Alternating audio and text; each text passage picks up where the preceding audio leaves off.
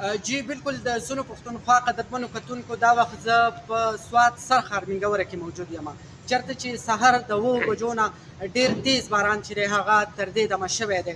د دغه باران د وجې نه په فضا کې ډېر زیات یخوالی چې دی هغه هم جوړ شوی دی.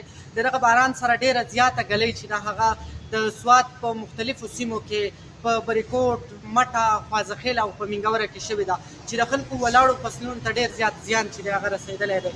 د دغه باران په دوران کې په سوات کې تورې تیرې چې دی هغه هم خورې شوې وې. د تورو وریځو له وجې نه ورځ چې ده هغه په شپه کې بدلې شوې وه.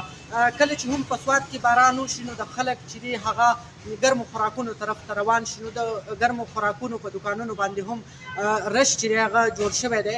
خو د هغې سره د سوات په بالایي سیمو په ملم جبا، ګبین جبا، کالام، بحرین او په مدین کې په بالایي سیمو کې واورې چې دی هغه هم شوي دي او دغه د واورو سلسله چې د هغه تر اوسه پورې روانه ده. د محکمه موسمیات د وینا تر مخه د راتلونکي 4-6 ګنټو پورې به په سوات کې موسم دغه شانتې خراب وي او د نور باران امکان هم شته دی. خو ولې د پی ډي ام ای لخوا د جاري شوي احکاماتو تر مخه د سوات په سیند کې د اوبو زیاتوالی چې دی هغه کېدلی شي. دغه شانتې د خوړونو د ولو نه خلکو ته د منع کولو هدایت چې دی هغه هم شوي دي.